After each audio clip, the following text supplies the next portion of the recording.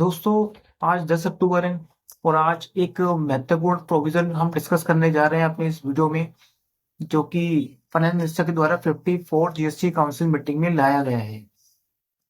ये जो प्रोविजन है, ये उन टैक्स पेयर के लिए, उन पर्सन के लिए है जिन्होंने रेंट पर प्रॉपर्टी कमर्शियल पर्पस के लिए ली है या कमर्शियल ही यूज कर रहे हैं, तो उनको आज 10 अक्टूबर से आरसीएम के तहत टैक्स देना पड़ेगा। तो ये 54th जीएसटी काउंसिल मीटिंग जो 9 सितंबर को हुई थी, उसमें डिसाइड हुआ था।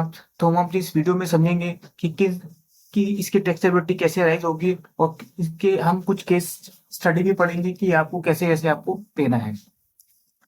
तो हम सबसे पहले नोटिफिकेशन को पढ़ते हैं। नोटिफिकेशन नंबर जो है 9/2024 है। ये 8 अक्टूबर को लाया गया था। इस नोटिफिकेशन में ये बताया गया है कि अगर आप कोई भी प्रॉपर्टी लेते हैं, जैसे service by way of renting of any property other than residential dwelling by unregistered person to any registered person, यहाँ पर अगर कोई रजिस्टर्ड पर्सन को दी जा रही है सर्विस और वो रेजिडेंशियल ड्वेलिंग के अलावा है, मतलब कमर्शियल प्रॉपर्टी दी जा रही है, कमर्शियल यूज के लिए दी जा रही है, तो इसके तहत आपको रिवर्स चार्ज की जो डेबिट है वो आपको देनी पड़ेगी। ये नोटिफिकेशन है 10 अक्टूबर से इफेक्टिव हो जाएगा। आज से इफेक्टिव हो गया है ये। इसके हम कुछ सिनेरियो पढ़ते हैं, कुछ समझते हैं कि ये कैसे कैसे इसकी टैक्स लायबिलिटी अराइज होगी। सपोज कीजिए कि ऑनर है, लैंडलॉर्ड, कुछ जीएसटी में रजिस्टर्ड है, टेनेंट अनरजिस्टर्ड है।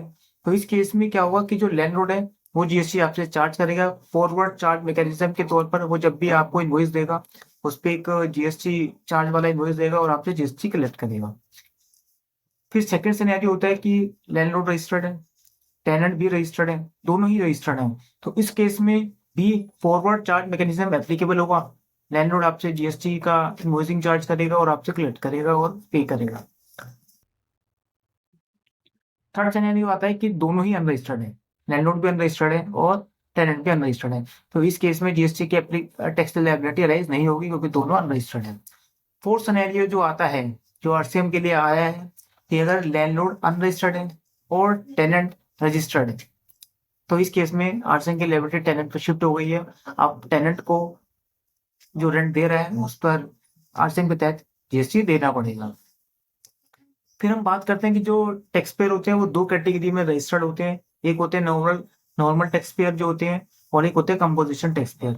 तो नॉर्मल टैक्स पेयर तो रेंट पर जो आरसीएम देंगे उसका इनपुट टैक्स क्रेडिट मिल जाएगा। उनको पहले कैश लेजर से अपनी लायबिलिटी को पे करना है और फिर बाद में वो इनपुट टैक्स क्रेडिट ले सकते हैं। लेकिन कंपोजिशन जो टैक्स पेयर है, उनको किसी भी तरीके का इनपुट टैक्स क्रेडिट बेनिफिट नहीं मिलेगा, उनके लिए एक्स्ट्रा कॉस्ट होगी। तो ये ध्यान रखें कि जो कंपोजिशन टैक्स पेयर है वो आरसीएम उनको भी देना है और उनके लिए एक्स्ट्रा कॉस्ट होने वाली है। और ये भी देखिएगा कि जो आरसीएम के तहत जब आप टैक्स लायबिलिटी डिस्चार्ज कर रहे हैं, तो अब क्वेश्चन ये आता है कि आज 10 अक्टूबर है, तो आप कमेंट सेक्शन में बताइएगा कि क्या इस केस में आरसीएम कब से देना होगा या कब से नहीं देना होगा। मान लीजिए मिस्टर ए हैं, उन्होंने 10 अक्टूबर को एक जीएसटी नंबर लिया है, वो टेनेंट है, उन्होंने नंबर लिया है, रेंट पे प्रोमाइसेस दी है। 10 अक्टूबर को जीएसटी नंबर लेने का तो उन्होंने रेंट स्टार्ट हो गया, तो उनकी जो लायबिलिटी है वो इस किस महीने से एप्लीकेबल होगी, मतलब उनको जब 3B फाइल करनी होगी तो वो अक्टूबर की फाइल जो करेंगे नवंबर में फाइल करेंगे। तो उनको आरसीएम क्या नवंबर में जमा कराना है, या जब अक्टूबर की जो जीएसटी या जो 3B जाएगी, मतलब सितंबर की जो जीएसटी या 3B अक्टूबर में जाएगी 20 तारीख को, उसमें जमा कराना है। आप कमेंट सेक्शन में इसका रिप्लाई दीजिएगा, हम इसका आंसर भी बताएंगे कि इस पर करेक्ट जो टैक्सेबिलिटी है वो कब उसको पे करनी है। तो अगर आपको वीडियो अच्छा लगे तो आप लाइक शेयर सब्सक्राइब करना ना भूलें। धन्यवाद।